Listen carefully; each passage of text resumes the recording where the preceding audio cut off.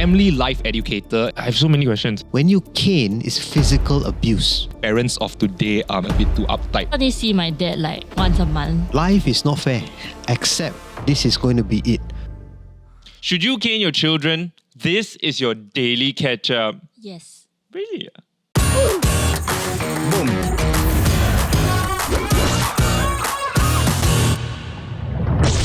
Are you guys ready to unpack some trauma? Ooh. Because we have a special guest, Mr. James Sachi. Welcome to the show! Welcome. Thank you guys. Thank you for having me. Thank you for having me. Yeah, so some background information. James is a family life educator and is also the acting head of Touch Parenting, and he's been training and mentoring adults and youth for more than 20 years. Wow. I think the purpose of this episode, right, is like obviously Dan is going to be a father in about 4 months. So like, sure, I think there's some advice we can have there, but also... We're really milking this angle. I'm sorry. Okay. But also, I think that we've all like grown up in kind of different households, with all kind of different kinds of situations. So maybe we can talk about what we experienced, and with all the experience that James has, he can help us maybe unpack some stuff. Sure. Yeah. Definitely. I guess first things first is like, what is a family life educator? Okay, so what we do is we do upstream programs like workshops, like talks.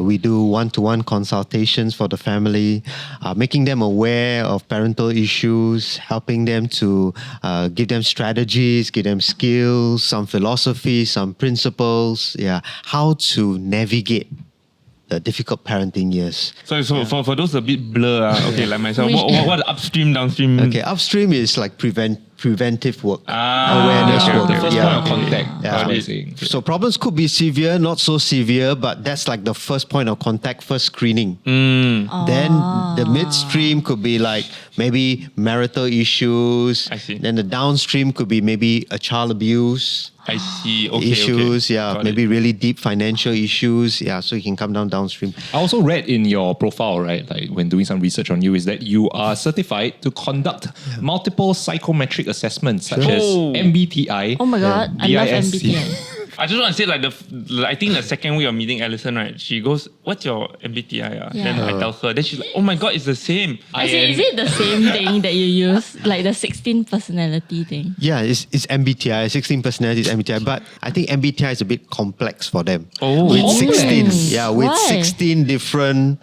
configurations. Why? Because of the 16 Oh, different there's too many, configurations. yeah. So Oh, many. okay, So okay. I think a simpler tool like a DISC will suffice. What's DIS? Yeah, how does that work? Okay, so let me just make it a bit simple. It's broken up into 4 different personality types. 1/4 Oh. of the MBTI. So D stands for dominant, I stands for influencing, S stands for stable, and C stands for compliant. So let's say, Alison, is your style active or passive? Go. Are you Passive. Passive, okay. Agreed. So passive, you will probably fall under the S or the C, the stable or the compliant. One question, you can really put right? cut down. Okay. So any one of you active? No, I see we're all Passive. passive. So 3 of you all passive style, okay. Yeah. Now, to understand this for parents, is when you look at your children, let's say a dominant personality, okay? So this child's boundaries need to be a bit wider. This child doesn't like you to control them Right. so much. Oh, okay. But if a parent is a compliant parent, rules make them secure. And so now the C, the compliant parent, needs to adapt and adjust so that they can meet the dominant child's need. It's the synergy between the two types. lah. So it's the awareness, it's the synergy, it's how can we communicate better? Like on the plane that time. Oh my God. Well, I really wanted to sign up the parent for this course. The kid just keep talking, like, mommy. Then she's like drained. True. So she just like, yes, quiet. Then the air stewardess gave him ice cream. Keep quiet. Worst decision ever. He had like an extreme sugar rush. It was so bad. Maybe you all should give out flyers on the plane. People people are going for holiday. They don't want you to disturb them with maybe parenting. return flight. On the return flight, on the Oh, return yeah, flight. you know, yeah. They should partner enrich rescue, you their, know? yeah. Actually, if we talk about situation like that, what is the best way to deal with it? Or do you need to know their personality type? That lady was passive. I could tell. So this is what I term as the during window. You know, the during window is when that situation happens. The fire is on, the pain, the right you're experiencing right now. So sometimes the best thing you can do is just survive. But you want to prevent these during windows from repeating too many times. Right. You don't want to always be in a during window. Yeah, so you have a preparation stage. Yeah, so that before window, you have to do things to prepare the kid for the flight. Then have an after window to learn. After you look back and say, okay, next time I don't want that to happen again. Right. What are the things I need to implement, change? So that's bad behavior, right? Because inconveniencing other people, right? So there should be some form of discipline, either during or after the flight. So what does discipline look like? Because we know today that like hitting is frowned upon, right? You don't hit kids, etc. Like not back in the days. I don't know. Spare the But rod, like, spoil but the like back in child. the day, we grew up like a slightly different in different times. Yeah. So what does discipline look like today? We touch, even for MSF, for positive parenting, we don't encourage caning. We say use alternatives. But the culture is such that some people say, we want to cane. Why do you want to cane? I want to get this objective across. You know, for moral failures, I cane. Lying, stealing, I cane. To show the kid that this is a serious thing. But the research is quite consistent. Many parents don't know it. And so when you cane, it's physical abuse. And there's resentment and anger. And so it can get very ugly as times go on. Your relationship with your kid will just be gone. We can't condemn parents who say caning works, but if they want to just use the cane, they need to know the rules of caning. Yeah. They need to know the temperament, how to close. They don't just cane because you're angry. That's the worst thing you can do. I wanted to say last time my family household was like the opposite. As in for me lah, my brother different case. But then for me, right, my parents treat me like, they never give me like punishment that kind. Yeah. Until I own self ask for it. So got one time, No boundary. Yeah. I remember when I was young, right, I had to ask like, don't send me to school. Like I want to go on my own. Or like I say, can you ground me for like a week?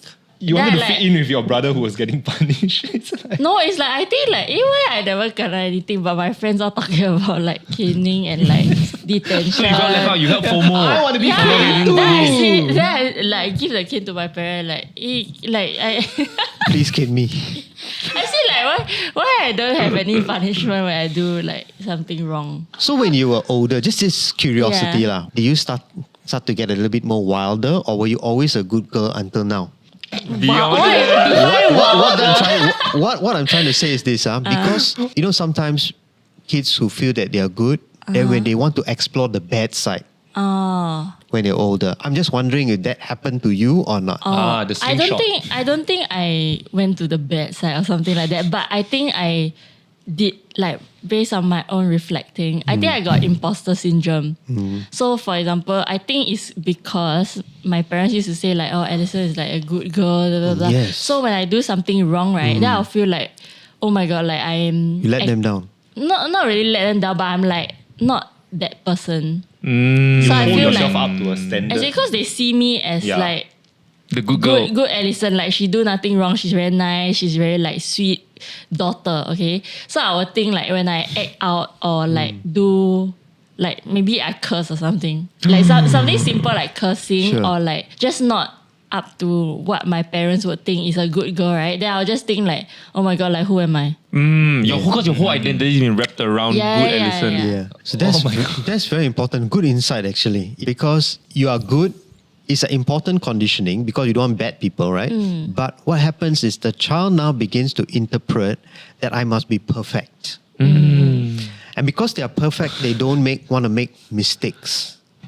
They don't want to try. They don't want to risk because it is too much of a pain or disappointment. I don't want to disappoint Yeah. people. Yeah. So were there any parenting mistakes that you feel you made and then you learn from? Or like what's the worst mistake that you think you made as a parent? I made a lot, and I still do make some. Now, you must remember that I've been doing this for 20 over years. Yeah. So I should be A veteran. Like you say, master parent. Master parent, But when my child was primary 4 or primary 5, he came back one day. He was so happy with his mother tongue results. So both my children did higher mother tongue Chinese. Wow. They did Chinese, yeah. Slay. So, slay. This one slay. So, he speaks like the young ones. Love it. and so he came to flex. Flex. Yeah. He came to flex. So his mother tongue result was 22/40. Okay.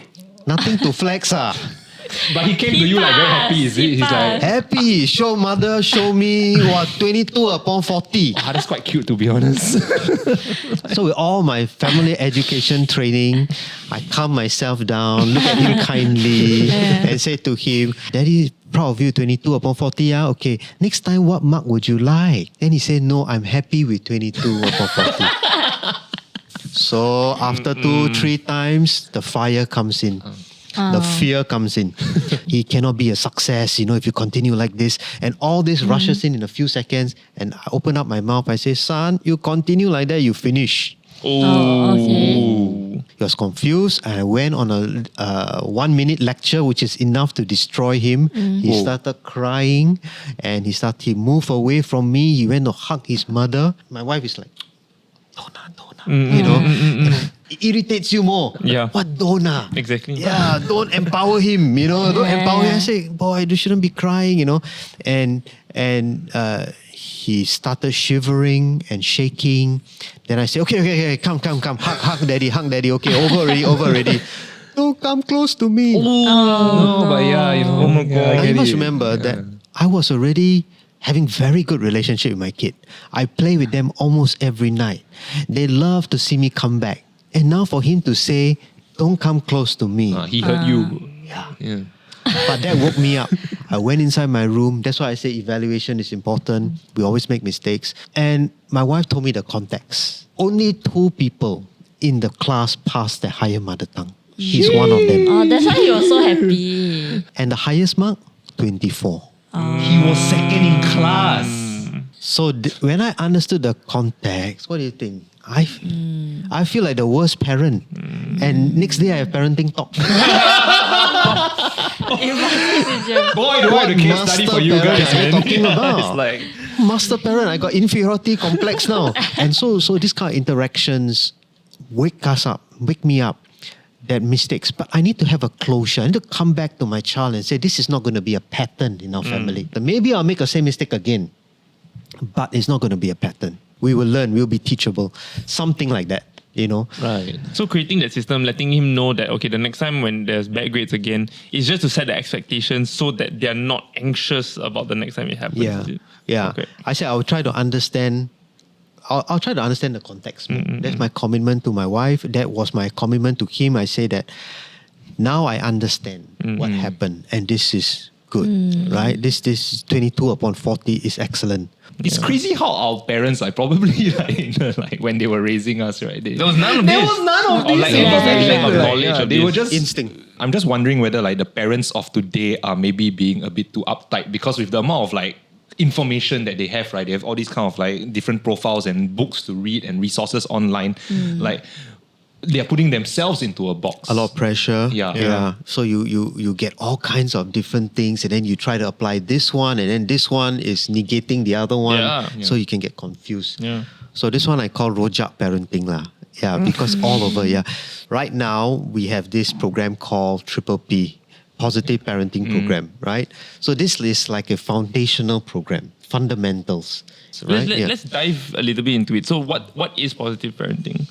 Okay, so positive parenting gives you a simple structure of how to use positive parenting strategies to bring out positive behavior from your child. Positive behavior. So positive behavior could be something like, instead of throwing a tantrum, communicate your needs. Right. That's a positive behavior. The idea of positive is not, we have no problems in our life. I'm always very nice to you. No.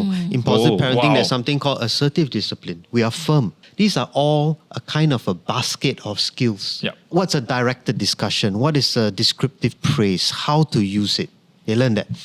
And so these strategies sort of develop a positive behavior in the child, or put them at least in the right path. It's so mind-boggling to me that a doctor trains for like 12 years. All our different jobs, like we have to go to school for so long. And the biggest job of all is parenting. And there is no fixed like syllabus. No one goes to school for it. Everything is left to chance. And we're actually really lucky that I guess we turned out somewhat okay. Some of us are trauma-filled, but like we're a little bit okay. And so like hopefully the next generation of kids, right, are actually going to be hopefully a lot more well-adjusted, a lot more better off, hopefully. And thanks to like at least more programs like this to create that syllabus for parents, a bit more of a resource that I feel I'm going to need also. How long is this course? Can I sign him up for it? Yeah, you can. It's short, brief courses. So we have we run 3 seminars, consecutive seminars or so. Okay. Easy. Just get an overview. How early do you start when the kid is 3? Yeah, we can start early, no problem. Yeah, but sometimes if the kid is too young, the problems are very different. The problems are you haven't really experienced life with a cute little newborn. You're just pooping on the floor. Yeah, pooping on the floor, lack of sleep, a little bit of tantrums when they are 2 years old, a bit of very stubborn, very active, my kid. Yeah. Something that I have so many questions. Okay. So like free session, right? Better like make use of it. I guess what is the mandated or like recommended advice when it comes to devices and children, especially from a young age? Okay, so some principles are guidelines. Yes, please. Guidelines, principles. Ages 0 to 5, if you're trying as much as possible not to expose them to too much online stuff. Reason for that, your brain is growing exponentially. In fact, 90% of your brain growth happens in the first 5 years. So when they have a deluge of so much by the internet, stimulants, and it goes into their brain and it just wires the whole brain. Of course, if you want to do it, because you got some learning, some TV, Sesame Baby Shark, Street, man. Baby Rachel. Shark, Miss all this Rachel. kind of thing. So you keep it at doable limits. Timing, 5 minutes, 10 minutes. As they're growing older, you can open up a little bit. And it cannot be any time I want. It has to be measured and it has to be planned. I guess where I potentially see struggle is that because Ned and myself, we use a lot of devices, right? And so then for us to then say, you shouldn't do that, it's not good for you. Okay, good night. And then we're like, we're watching show and then we're playing games. Like It doesn't fit your context, it doesn't fit your values. For you think it's okay, right? I feel like it's not okay because they're young. And I feel like they will earn that right when they get older. But I guess it's how do you deal with like perceived hypocrisy Oh, okay. that you can do it, but I cannot do it. So I think we need to send a message to kids from young that life is not fair. How to teach that? Deal with it. Because the child will always tell you life is fair. And so you need to correct their wrong thinking. Life is not fair. So you break their No, innocence but I of think the it's world. good. They should figure that out early. Yeah. Then the world cannot break them. And so in this context, what is not fair is adults have certain amount of freedom that we earn the right. We earn the right and we are able to manage. So you can have certain amount of freedom at your level, but you need to earn the right for the freedom. A lot of things you've been talking about seems to be there is some level of communication between parent Very and child. important, yeah. But like, what if we get to that worst case scenario where the parent is coming in for solutions to you when the whole relationship has already been like Broken down, there's no relationship. point of no to them point of no return broken. If the relationship is broken, you put any kind of rule is going to have a repercussion. Yeah. And it's not going to fix itself also. It's not going to fix itself. So you need to take one small step to fixing the relationship. The one small step could be something like this. Father drives daughter to school and keep quiet throughout. Ask 1 or 2 questions, daughter don't want to answer, accept this is going to be it. But be consistent in driving your daughter to school because that is what we call the white space. Another small step beside presence, you could be picking on some positives of the child and saying it in a short 5 seconds. You know, Why your hair so nice? You can say why your hair's so nice. Then if the relation is really damaged, they'll look at you strangely. Today only. Yeah. How about these principles when it comes to like say adult relationships with our parents? Like what if there are certain situations in which I'm 25, I'm 30, I have a broken relationship with my family? Can these principles apply as well? Yeah, the advantage the 25-year-old has versus the 16 or 17-year-old child or even younger is brain development. So at a 25-year-old, you look back and you ask yourself, is this what I want? A damaged relationship.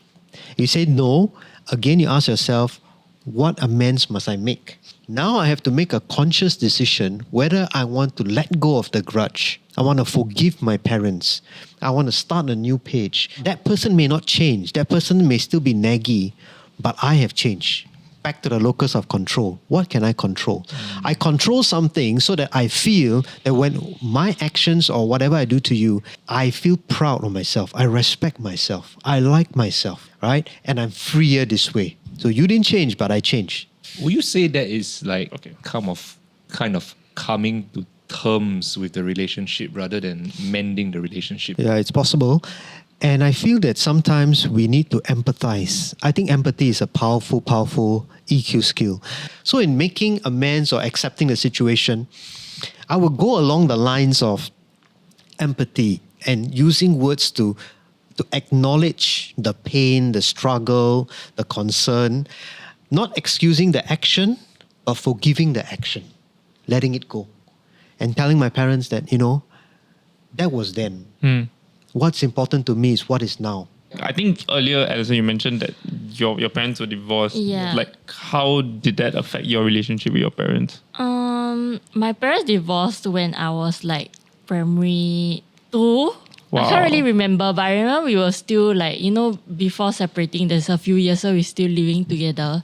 Like, they'll be okay to talk to me, but they cannot talk to each other. So I was always like the a postman mediator. kind of. You tell your mother this. The messenger. Yeah. So I think like when I grew up, right, then I feel like I adopted this kind of personality of being like a very mediator personality. Like I hate conflict. I like just want to make peace as soon as possible. Yeah. In my teenage years, I think I was more resentful. But then like when I grew up, right, and then I start reflecting and then I learned about like life traps. Then I realized I do have this like abandonment life trap, which is like a behavior or like a repeated thinking that people will leave me eventually. And also like that I'm defective. That means that I'm not enough and hence someone will leave me. But then after reflection, now I feel like I shouldn't harp on it and how should I change, which I think it has improved my relationship with my parents a bit. Like I don't think we ever talked about it openly. You know how you say like the white space thing? I think we just continue doing the white space thing and then eventually like I felt better because at first like maybe like dinners will feel very uncomfortable but then eventually like I think once you get into that routine then somehow it will be better During that time, who did you live with? Actually, I always stay with my mom, Right. so I only see my dad like once a month. Right. Kind of, How has that affected your relationship with your dad though, when you stopped living with him? as in just very distant, so never talk about much things. Even actually. until today? Yeah, but I feel like I come to accept that. I feel like I find comfort in him putting effort to maybe like go out to dinner with us. Like for example, in the past, right, it's like I won't go out to dinner with him. Like maybe he'll just drop off something. But then now it's like almost every month there'll be like a dinner, at least like a dinner that he'll treat, and then like it's just like a big step up from last time. He initiate or you initiate? Can I ask? Sometimes it's both. Don't both. Okay. Yeah, but I think he did initiated one big conversation. That's where things get better Like Reset. he kind of like apologized, and then I was like, oh my god, what's happening? It's like that sudden one. Like I don't know why. Like I think he went somewhere, then he like got a epiphany, that kind of thing.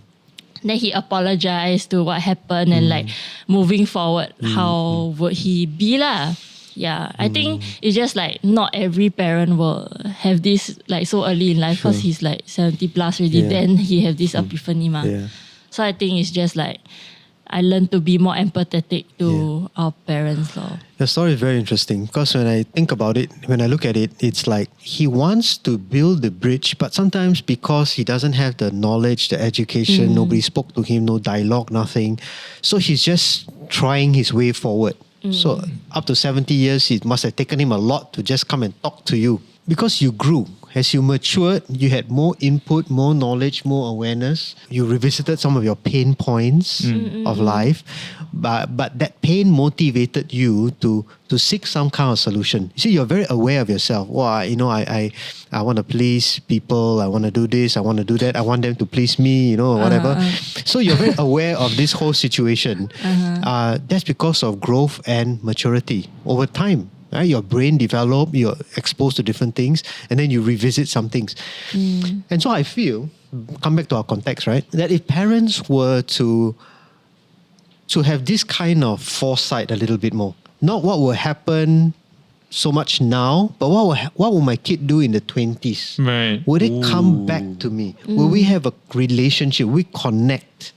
So the things I do now, like I show them commitment, I show them support, I even show them discipline, etc. Will it breed better relationships next time? And sometimes you feel that your kid doesn't want to get close to you at 17, 18, 19 because of the bad things, but then you started taking good steps and you're consistent, committed to those steps, you find that there will be change in the 20s. So it's almost never too late to have that relationship with I your think parent. that as the child matures, they look back, they can see the parent wants to change. Right. The parent is taking a step towards me. And like you observe very accurately, he wants to, but he doesn't know how. And once you can see that, empathy comes in. And once you got empathy, you will slowly start to see two hands clapping, I think that's a beautiful That's conclusion great. to our conversation. Jesus Thank you, Christ. therapy. Are we? I Him or you talking about? Thank you, therapy. Anyway, we had a lot to talk about, but there's still a lot more resources and pointers that we really want everyone to know about. So there are things like, dangers of the internet for kids. You never know, scams, there are also predators and things like that. And there are also quite a lot of resources that parents can use. And so we've included all the links down below. Is there any particular shout out that you want to put? So I believe you mentioned MLC, the Media Literacy Council, that was Sure. one. Yeah. Help 123 was another. Yes, FFL website was be good. As well as the Touch MSF? website. Yeah. So we've got Families all the for URLs down below, especially including Families for Life. Do check them out whenever you have the time. And this episode was brought to you by the Ministry of Social and Family Development. So big thank you to them. And you of very course, James, for all that insightful talk. Thank you for joining us. Yeah, so that's it for today's episode. Don't forget to like, share, and subscribe. And we'll see you in the next one. Bye-bye. Bye, guys. I never planned to be a parent also. Oh, It and just then you did it happened. twice. Yeah. Sorry, let me correct myself. Okay. Please do. I didn't plan to be a parent so soon. So How old are you? after marriage, I was 35. Okay. I know that's not so soon, right? It's okay. But my This wife is a said safe let's wait a space. little bit more. Oh. Yeah. But yeah, she conceived about 4 to 6 weeks after we were married. Yeah. I know a guy like that. You Yeah, just can't, got yeah. married and then go get his wife. Some pregnant. things, Something just happened.